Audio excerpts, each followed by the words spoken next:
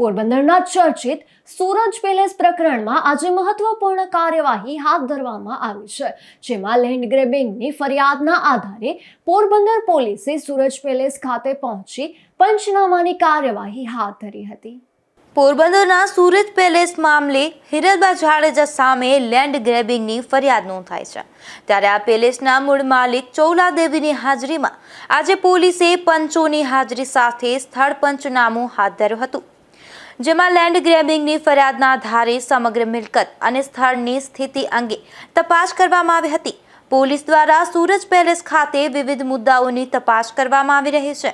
આ તપાસ દરમિયાન પુરાવા એકત્ર કરવાની અને પંચનામાની પ્રક્રિયા હાથ ધરવામાં આવી હોવાનું જાણવા મળ્યું છે।